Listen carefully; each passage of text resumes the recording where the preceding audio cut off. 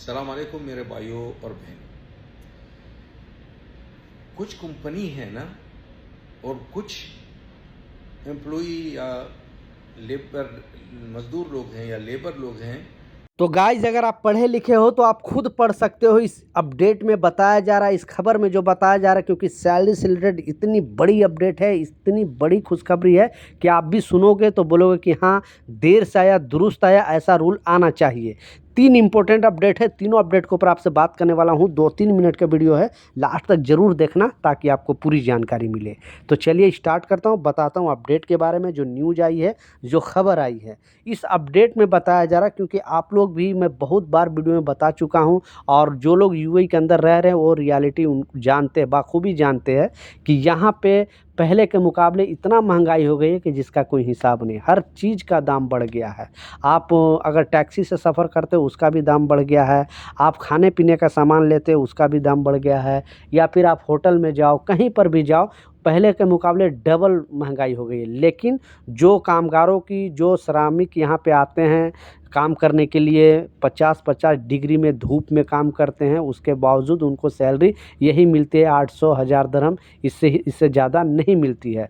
और जो पहले सैलरी थी वही सैलरी अभी भी है। लेकिन एक बहुत बड़ी खबर सामने आ रही है, एक बहुत इंपॉर्टेंट अपडेट है, जैसा मैं स्क्रीनशॉट पर भी लगाकर आपको दिखाया। और इस अपडेट में बताया जा रहा है कि 2025 में, यानी 2025 लास्ट आते आते बहुत सारे कंपनी ने ये डिसाइड किया है कि 75%, क्योंकि एक सर्वे कराया गया, इस सर्वे में बताया गया है कि 75% कंपनी चाहती है कि हम कामगारों की सैलरी बढ़ाएं, और जितने भी और बचे यानी 25% कंपनी चाहती है कि हम सैलरी नहीं बढ़ा सकते हैं, हम बोनस दे सकते हैं। तो आप क्या चाहते हो नीचे कमेंट सेक्शन में ज़रूर बताना, क्योंकि इस अपडेट को जो खलीफ टाइम्स में जस्ट ये अभी अभी का अपडेट है, और तो मैं सोचा आप लोगों के साथ ये शेयर करूं ताकि आपको भी कुछ ना कुछ खुशी इससे मिले, और आप सोचो कि देर से आया दुरुस्त आया। क्योंकि जैसा बताया 75% ये थोड़ा अमाउंट, मतलब थोड़ा ये नहीं होती है, ये बहुत ज़्यादा मात्रा में कंपनी चाहती है। तो अभी तक आपने कंपनी को अपनी सैलरी बढ़ाने की बात किया है कि नहीं, ये भी नीचे कमेंट सेक्शन में ज़रूर बताना, क्योंकि इसके पीछे एक रियलिटी है, वो भी आपको स्क्रीनशॉट पर लगा कर दिखा रहा हूँ। ध्यान से सुनना और ध्यान से इस अपडेट को देखना।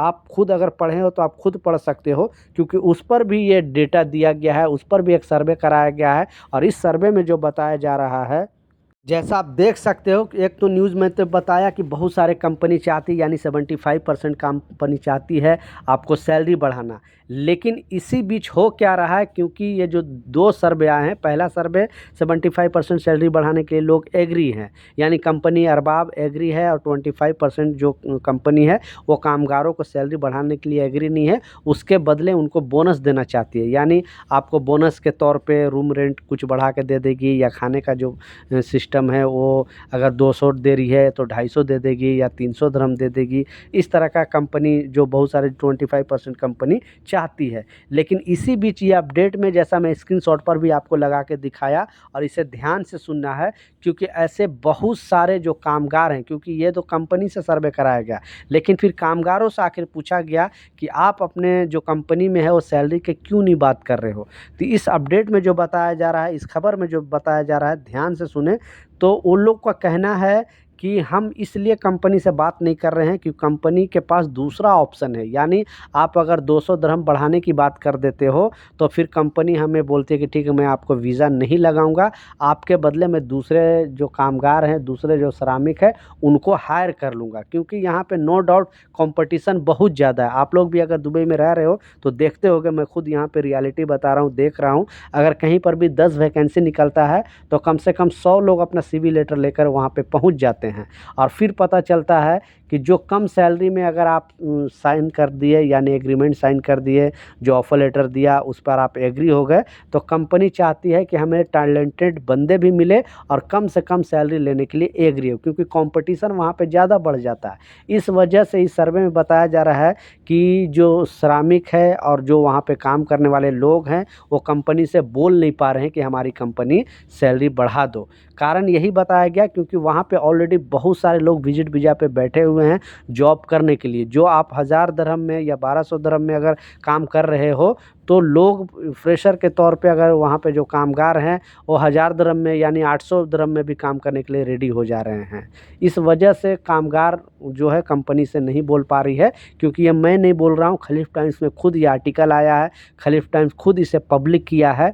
तो प्लीज़ आप अगर इस तरह का प्रॉब्लम में फंसे हुए हैं तो बिल्कुल आपको डरने की ज़रूरत नहीं है। अगर आपके पास टैलेंट है, आप काम में माहिर हो, क्योंकि अगर आप काम में एक्सपर्ट रहोगे, माहिर रहोगे तो कंपनी आपको सैलरी बढ़ाएगी ही बढ़ाएगी, फिर आपको टेंशन नहीं है। आप इस कंपनी में क्या दूसरी कंपनी में भी बढ़ा सकते हो। लेकिन जो काम में कच्चे होते हैं, काम में उतना एक्सपर्ट नहीं होते हैं, उनको थोड़ा प्रॉब्लम होता है और वो सोचते हैं कि ऐसा नहीं कि मैं कंपनी से सैलरी के बढ़ाने की अगर बात कर दिया तो मुझे कंपनी जॉब से निकाल ना दे। क्योंकि ये मैं नहीं बोल रहा हूँ, ये रियलिटी बता रहा है, ये सर्वे बता रहा है। तो आप क्या सोचते हैं नीचे कमेंट सेक्शन में ज़रूर बताना।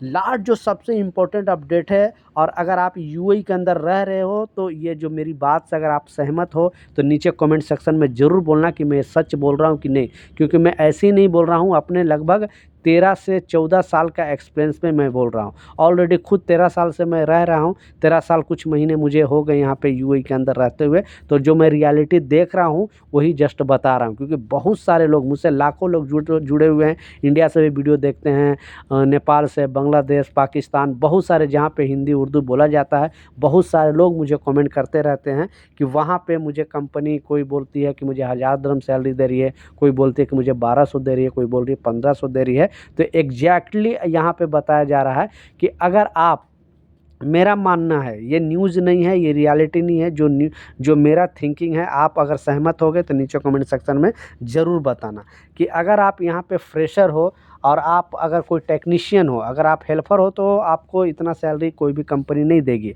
लेकिन अगर आप टेक्नीशियन हो और एक आप काम का जानकार हो तो मिनिमम आपको कम से कम यहाँ पे 1300 दिरहम सैलरी होना चाहिए।